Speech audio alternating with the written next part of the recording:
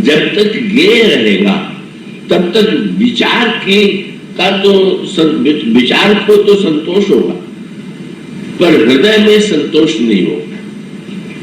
हृदय का संतोष जो है, क्या हृदय के संतोष के लिए जिस रस की आवश्यकता है, तो शंकर जी ने जो वंदना किया उसमें आप दो बातें पाएंगे। शंकर जी की वंदना में जब हम ईश्वर को ध्येय बनाना चाहेंगे, भगवान का ध्यान करने चलेंगे, तो आप यो देखिए क्या कि अगर हम किसी को पुकारना चाहें तो पुकारने के लिए उसका नाम लेकर के पुकारे तो नाम सुन करके, पुकार सुन करके उसका उत्तर देगा।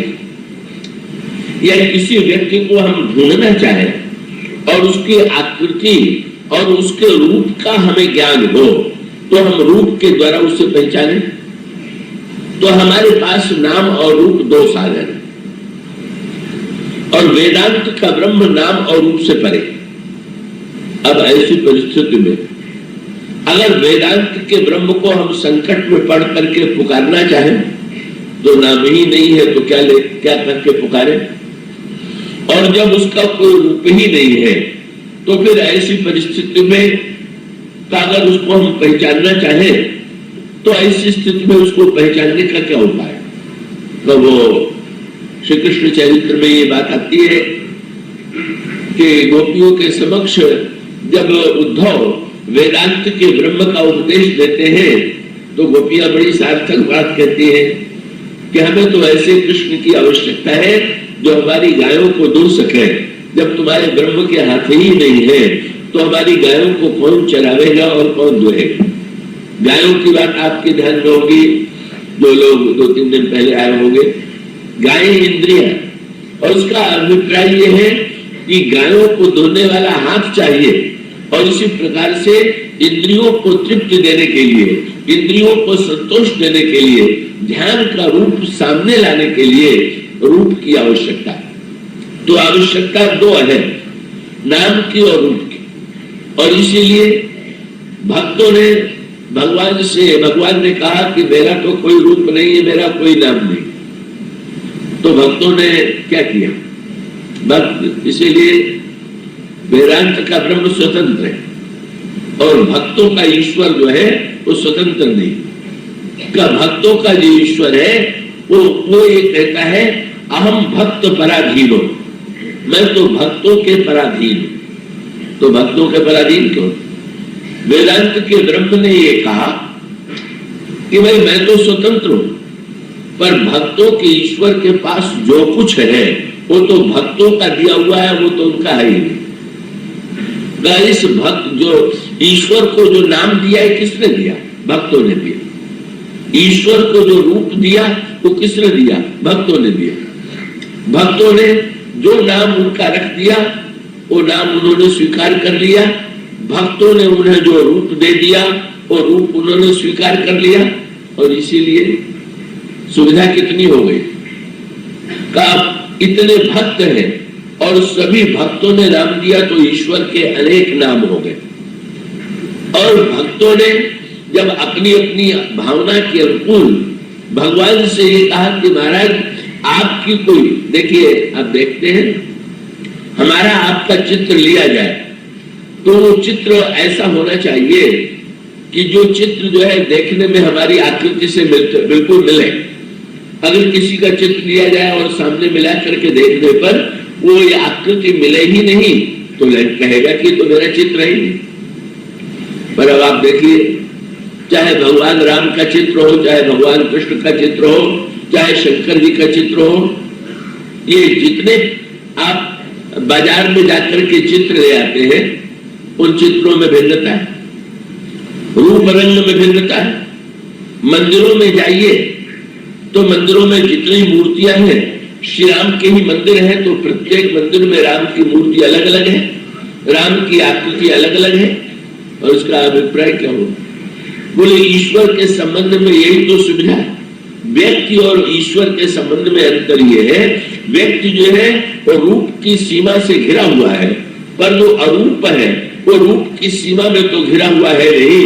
आप जितना चाहें जैसा रूप आप में प्रकट करने की सामर्थ्य हो, आप अपनी भावना से वैसा रूप उसको लेने के लिए कह दीजिए और वो आपकी भावना को पूर्ण करने के लिए वैसा ही रूप, जिस रूप के द्वारा हमारी आंखें तृप्त हो, हम भगवान में उस रूप की धारणा करें। जिस नाम के द्वारा हम ईश्वर को पुकारना चाहे, हम ईश्वर में उस नाम को आरोपित करें। और इस तरह से भक्तों ने बड़ी मीठी बात कही।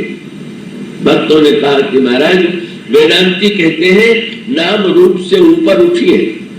तो ऊपर उठने में संसार के इतने व्यक्ति हैं, इतने जीव हैं, अगर ये नाम और रूप से उठने की चेष्टा करें तो क्या इससे ऊपर उठना सरल है क्या?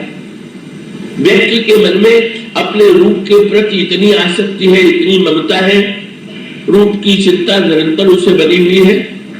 और अगर रूप नाशमान भी हो जाए तो व्यक्ति को नाम की चिंता बनी हुई है। ऐसी स्थिति में भक्तों ने भगवान से कहा कि महाराज, हम लोग नाम रूप से ऊपर उठे, इससे अच्छा यही होगा कि आप ही नाम और रूप में उतर आइए। आपको जो नाम लेकर के हम पुकारे, उस नाम से आप हमारे दिए हुए नाम को स्वीकार कर लीजिए। और जो रूप आपको हम देना चाहें, उस रूप में आप दर्शन दीजिए। तो जिस चित्रकार ने जो रूप दे दिया, भगवान ने वो रूप ले लिया।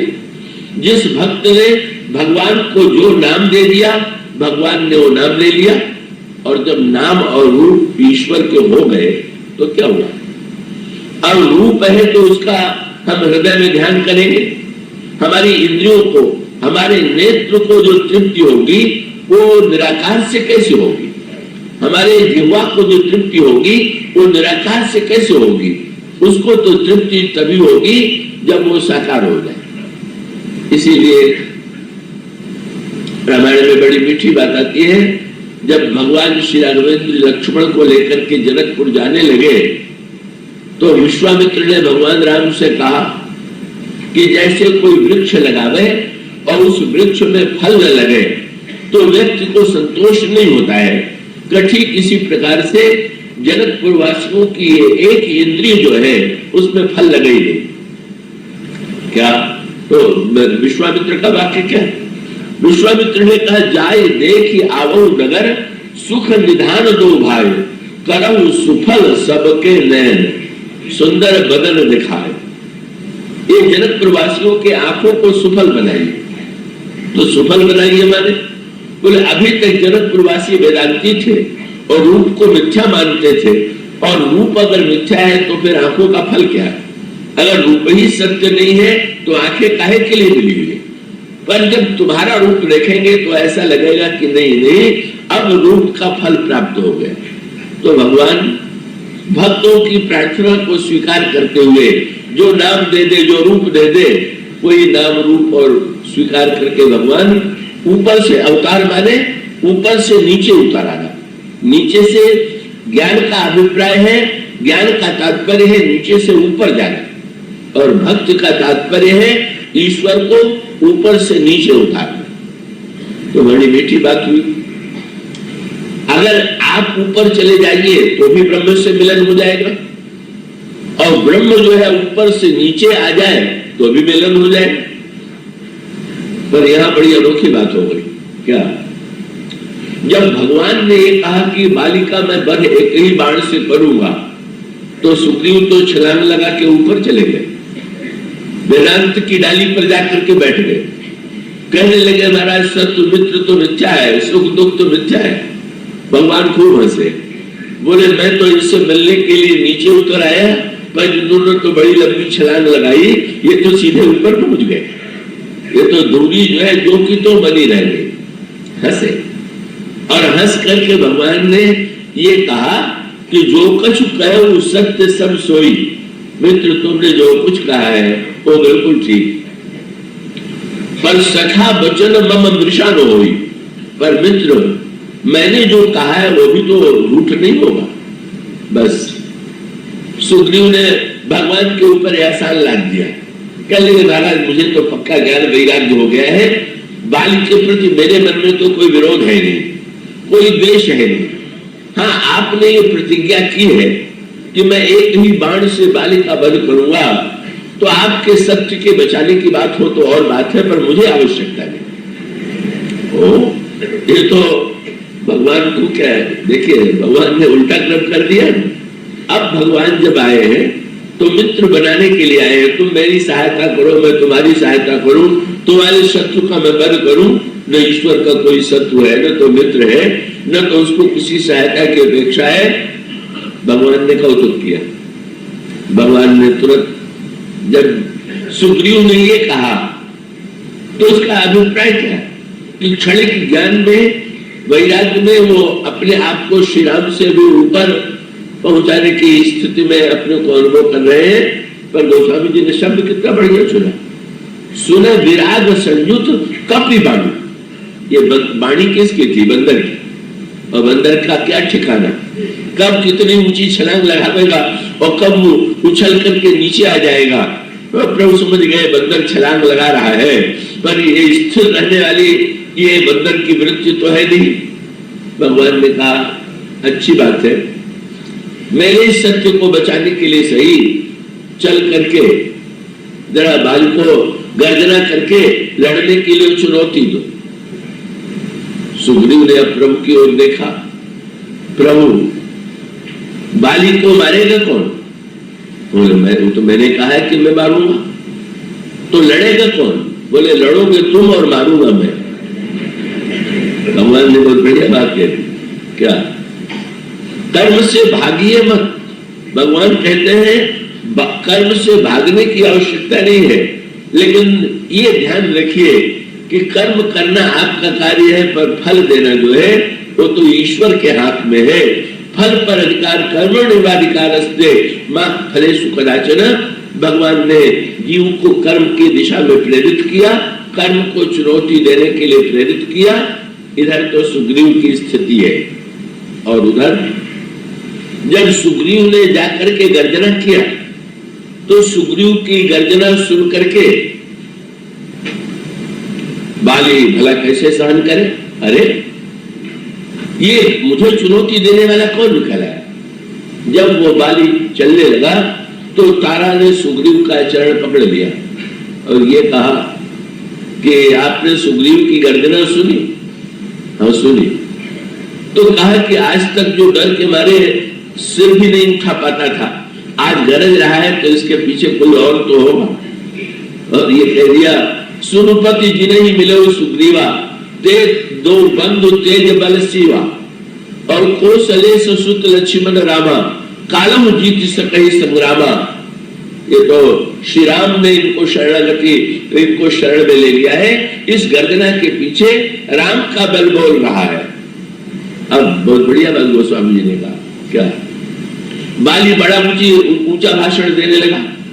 बाली ने कहा वेदांत के सिद्धांत देखेंगे आप क्या? वेदांत के सिद्धांत का प्रतिपादन अभी सुग्रीव ने किया, और बाली भी वेदांत के सिद्धांत का प्रतिपादन करने लगा। तो एक बाली के सिद्धांत प्रतिपादन में वही दुर्बलता दिखाई देती है, सिद्धांत का दुरुपयोग जिसको कहते हैं। और सिद्धांत का दुरुपयोग ये है कि बाली ने ये कहा कि तुम मेरी पत्नी होकर के तुम्हें इतना भी ज्ञान नहीं है। सारे शास्त्रों में लिखा हुआ है कि ब्रह्म सम। कहा बाल सुन भीरु प्रिय समदर्शी रघुनाथ। ब्रह्म जो है वो तो समदर्शी है, मुझमें और सुग्रीव में भेद करना ये ब्रह्म के लिए संभव ही नहीं है। और ऐसी स्थिति में तुम्हें अंतःकरण में किसी प्रकार के भय की आवश्यकता नहीं है। ईश्वर मुझमें और सुग्रीव में कोई भेद नहीं करेगा। कैसा बढ़िया वेदांत का सिद्धांत, ईश्वर सम है। इस सिद्धांत को सुन लेने के बाद अगर कोई व्यक्ति निश्चय कर ले कि सम है, तो चाहे पाप करे चाहे पुण्य करे, इसमें क्या अंतर है? जब वो सम है तो जब वो पाप और पुण्य में भेद ही नहीं करता, तो हम जो कुछ करते हो बिल्कुल ठीक करते हैं। या व्यक्ति ये निर्णय कर ले कि अगर ईश्वर सम है और हम किसी को पीटते रहेंगे तो सम होने के नाते ईश्वर हस्तक्षेप नहीं करेगा और हम मनमाना आचरण करने के लिए स्वतंत्र हैं। ये इस सिद्धांत का दुरुपयोग। वेदांत सिद्धांत का एक पक्ष का जो नकली वेदांत का पक्ष है वो सुग्रीव के अंतःकरण में आया, और वेदांत के सिद्धांत के दुरुपयोग वाला पक्ष जो है वो बाली के जीवन में आ गया। सुग्रीव का वैराग्य जो था कहो तो तुरंत मिट गया, और भगवान से कहने लगे महाराज वो जो मैंने आपके सामने वाक्य दोहरा दिया था वो तो रटा रटाया वाक्य था। मैं जो कहा रघुवीर कृपाला बंधु न होई मोर यह काला। उसका अभिप्राय ये कि विचार के मिथ्यात्व के द्वारा का उसको दृष्टांत के रूप में यूं कहे कि भाई विचार के मिथ्यात्व का भी सदुपयोग है, पर कब मान लीजिए आप सत्संग में जाए और सृष्टि के मिथ्यात्व का भाषण आप सुने, और सुनने के बाद आपके मन में संसार के प्रति आसक्ति और ममता कम हो जाए, संसार के प्रति आसक्ति कम हो, ममता कम हो। मिथ्या कहने का अभिप्राय क्या हुआ? मिथ्या कहने का अभिप्राय व्यवहार थोड़ी मिट जाएगा, पर उसका अभिप्राय यह है कि हमारे अंतःकरण में मिथ्या के प्रति जो आसक्ति और ममता है वो मिट जाए। वो तो ठीक है, लेकिन कि आप सत्संग में आने और मिथ्यात्व और संसार की सृष्टि के नश्वरता का वर्णन सुने तो आपको सार्थक लगेगा। किंतु कोई आपको बीमारी हो और आप डॉक्टर के पास जाएं और डॉक्टर ही कहने लगे कि शरीर तो मिथ्या है, शरीर तो नासमान है, एक न एक दिन मृत्यु होने वाली है, तो आप क्या चरणों में प्रणाम करेंगे क्या कि आपको बड़े कृपालु है, आपने इतना ऊंचा ज्ञान दिया? अरे भाई, आप जब डॉक्टर के पास गए हैं तो आप शरीर का रोग लेकर के गए हैं, और शरीर के रोग के लिए उसका कार्य दवा देकर के रोग मिटाना है, तो उसका कार्य जो है मिथ्यात्व का उपदेश देना है। भगवान राम का ध्येय मानो ये था, यहाँ अभिप्राय ये था कि भाई मिथ्यात्व के ज्ञान के द्वारा हमें जो रोग हुआ है, भक्तों ने यही तो कहा महाराज, कई सब संतों ने सारे शास्त्रों ने कहा मिथ्या है मिथ्या है मिथ्या है, पर इतना होते हुए भी जब शरीर में रोग होता है, जब मन में अशांति आती है, तो उस समस्या का समाधान पाने के लिए ऐसे ईश्वर की आवश्यकता है कि जो ईश्वर हमारी सहायता करे, वो हमारे रोग को दूर करे, हमारे कष्ट और हमारे पीड़ा को दूर करे। और तब सुग्रीव ने स्पष्ट कह दिया, वो जो वाक्य मैंने दोहरा दिया था वो नहीं सही है, मैं महाराज ये बाली नहीं, ये मेरा तो काल है, अब कृपा करके बचाइए। भगवान ने कहा अब ठीक, अब हम तुम बराबरी पर आ गए, और अब तुम आ गए बराबरी, तो भगवान ने अपने गले से माला निकाली और गले से माला निकाल करके सुग्रीव को पहना दिया। ये माला क्या है? यही भगवान श्री राम ने दो कार्य की, एक तो सुग्रीव को छू दिया अपने कर कमलों के द्वारा और उनकी पीड़ा दूर कर दी, ये नाम की ओर संकेत। और बाद में जब माला पहना दी तो माला के द्वारा भगवान के नाम का जप किया जाता है, ये नाम की ओर संकेत। मानो रूप के चमत्कार के द्वारा जो वेदांत का ब्रह्म है वो हृदय में विद्यमान है, पर वो किसी की पीड़ा नहीं दूर कर पाता है, कष्ट को दूर नहीं कर पाता है, पर भक्तों का जो ईश्वर है, भक्तों का जो भगवान है, वो जब अपने कोमल कर कमलों से, अपने हाथों से छू देता है, तो गोस्वामी जी ने कहा तद भापुलिस गई सब पीड़ा, सुग्रीव की सारी पीड़ा दूर हो गई। और सारी पीड़ा दूर होने के बाद भगवान ने अपने गले से माला निकाली और गले से माला निकाल करके पहना दिया। मानो अब सुग्रीव भक्त हो गए जिन्होंने भगवान के नाम का और भगवान राम के रूप का आश्रय ले लिया। और ऐसे एक रूप में जब सुग्रीव भक्त बनकर के बाली से लड़ने के लिए गए, तब गोस्वामी जी ने कहा बहु छल बल सुग्रीव करी, ये हारा भय मारी, मारा बाली राम तब हृदय माज सरतान। का भगवान श्री राघवेंद्र जो है अब भी वृक्ष की आड़ में खड़े, सामने भगवान नहीं आए, भगवान वृक्ष की आड़ में खड़े हैं और वहीं से बाली के ऊपर बाण का प्रहार करते हैं। अब इसका अभिप्राय क्या? भगवान मानो आगे चल करके गोस्वामी जी स्पष्ट कर देते हैं, छिद करके प्रहार करने का अर्थ क्या हुआ? तो आप इस दृष्टि से विचार करके देखिए कि आप श्री राम को क्या मानते हैं, ईश्वर मानते हैं या केवल मनुष्य मानते हैं? अगर मनुष्य मानते हैं तो भी उस प्रश्न का उत्तर अलग प्रकार से दिया जा सकता है कि छिप करके उन्होंने क्यों मारा। लेकिन अगर श्री राम को हम अपनी आस्था के अनुकूल साक्षात ईश्वर मानते हैं तो ये बताइए कि ईश्वर जो जीव को के ऊपर जो प्रहार करता है, जो दंड देता है, वो छिप करके ही करता है कि सामने आके करता है? रोज जितने व्यक्ति मर रहे हैं, ये ईश्वर का बाण ही तो लग रहा है।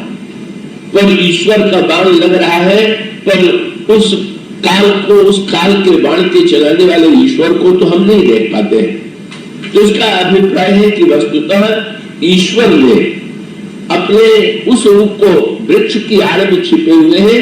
इसकी व्याख्या करते हुए गोस्वामी जी ने मेरे पितृका में कहा कि संसार जो है वो मानो एक वन है और संसार के बल में कर्म का वृक्ष लगा हुआ है। संसार कांताराति घोर गंभीर वन गहन तब कर्म संकुल मुरारी, तो कर्म का वृक्ष लगा हुआ है और ईश्वर सामने नहीं है। वो वृक्ष सामने है और राम सामने नहीं, कर्म सामने है और कर्म के पीछे ईश्वर है। और जो ईश्वर के हाथ में धनुष और बाण है, वो धनुष और बाण क्या है? बोले लव निमेष परमाणु जुग बरस कलप सरचंड भजसी मन के राम कह काल जासु खोदन। ये जो समय है, काल जो है, यही भगवान का धनुष है। और ये जो समय के टुकड़े हैं, आप 1 घंटा हो गया, 1 दिन हो गया, 1 महीना व्यतीत हो गया, 1 वर्ष हो गया, यही मानो भगवान का बाण। मानो ईश्वर ने दूसरा परिचय दिया, मैं संसार में सामने नहीं आता हूं, सामने नहीं दिखाई देता हूं, केवल कर्म के आड़ से व्यक्ति के ऊपर काल के द्वारा, कर्म और काल ये जो है समय पर कर्म का परिणाम भी काल के द्वारा ही प्राप्त होगा। कब भगवान का बाण आया और बाली को लगा। लेकिन फिर आगे चल करके गोस्वामी जी ने संकेत किया कि न तो कर्म सिद्धांत के ईश्वर से ही पूरा संतोष मिलेगा। क्यों? अगर ईश्वर कर्म फल दाता है तो मनुष्य के सामने सबसे बड़ी समस्या यह है कि कर्म जितने व्यक्ति करता है उसमें कुछ न कुछ अच्छाई और कुछ न कुछ बुराई होती है। और ये कर्म का जो अनादिकाल से जो व्यक्ति के द्वारा कर्म होते रहे हैं और हो रहा है, अगर ईश्वर निरंतर कर्मों का फल ही देता रहेगा तो बेचारे संसार में जीव को कभी छुट्टी नहीं है। एक न एक जैसे किसी व्यक्ति पर 2-4 मुकदमे चल जाए तो परेशान हो जाता है। और यहाँ इतने कर्म किए हैं कि अगर सबका ईश्वर निर्णय ही करने लगेगा, न्याय ही करने लगेगा तो जीव बेचारे को छुट्टी नहीं मिलेगी। तो अब आवश्यकता किसको? अब गोस्वामी जी ने कहा बाली जब गिर पड़ा तो भगवान चाहते हैं तो बाली के सामने ना आते। लेकिन एक बहुत बढ़िया बात, क्या बाली ने जब तारास को उपदेश दिया था तो उसके मुंह से निकल गया कि वैसे तो मुझे ये विश्वास है कि राम मुझे नहीं मारेंगे, पर अगर मुझे मार भी देंगे तो मैं सनाथ हो जाऊंगा। तो ये बात जो निकली थी तो भगवान ने कल्पतरु की तरह दोनों पूरा कर दिया। कल्पतरु के नीचे उसने कहा कि ब्रह्म सम है तो पहले समता दिखाई और उसके मुंह से निकल गया शायद मार दे। वो आपने कदा सुनी होगी कि कल्पतरु के नीचे कोई सज्जन पहुंच गए, भूख लगी थी, कल्पना की कि भोजन मिल जाता तो कितना अच्छा था, भोजन का थाल आ गया। भोजन करने के बाद इच्छा हुई पलंग मिल जाता तो कितना अच्छा था, पलंग भी सामने आ गया और पलंग पर लेटे और चारों ओर देखा कि जंगल है, कहीं ऐसा तो नहीं हुआ कि बाघ आके मुझे खा जाए, तो बाघ आके खा भी गए। तो ईश्वर तो मानो कल्पतरु की तरह है, दोनों फल दिया। कल्पतरु के रूप में पहले समत्व का परिचय दिया और अब कल्पतरु के रूप में जब कदाचित मुझे मारे तो कुछ हो सनाथ, अगर कदाचित मुझे मार भी देंगे तो मैं सनाथ हो जाऊंगा। ये जो वाक्य निकला था तो प्रभु ने निर्णय किया अब जो ईश्वर आता है बाली के सामने वो भक्ति सिद्धांत का ईश्वर है। वो वृक्ष की आड़ से निकले और वृक्ष की आड़ से निकल करके बाली के सामने आकर के खड़े हो गए। और तब बाली से नहीं रहा गया, थोड़ा अब भी संस्कार शेष थे। बाली ने भगवान को दुहाई दी, आपने छिप करके कि मुझे क्यों मारा? तो भगवान ने दो बातें बाली से पूछी, तुम मुझे ईश्वर मानते हो कि मनुष्य मानते हो? और यदि ईश्वर से मनुष्य मानते हो तो मेरे मनुष्य बनने का उद्देश्य तुम्हारी दृष्टि में क्या है? बाली ने कहा, मैं तो आपको ईश्वर ही मानता हूं, और मनुष्य बनने का उद्देश्य ये मैं मानता हूं कि आप जो है धर्म की रक्षा करने के लिए, मर्यादा की रक्षा करने के लिए अवतार लेते हैं। तो भगवान ने दोनों संकेत सूत्र दिया।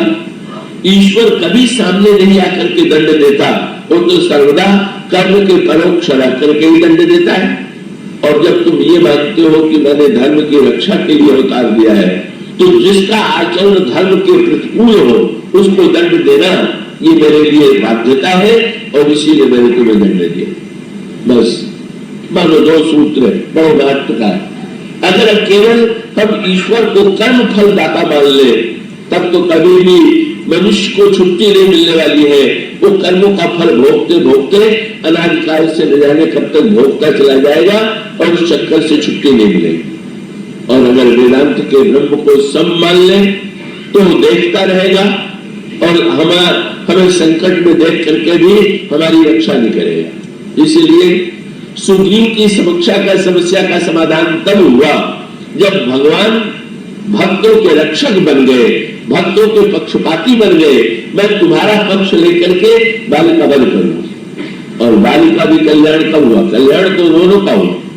समर्थ भी अपने स्थान पर बना रहा है। ये न समझ लीजिएगा कि अगर भक्तों का ब्रह्म विषम हो जाएगा तो फिर उसके स्वरूप में दोष आ जाएगा। क्या जहां तक संबंध स्वरूप का है, दोनों के प्रति समत्व है, दोनों का परम कल्याण हुआ। दोनों का सुग्रीव का भी कल्याण हो गया और बाली का भी।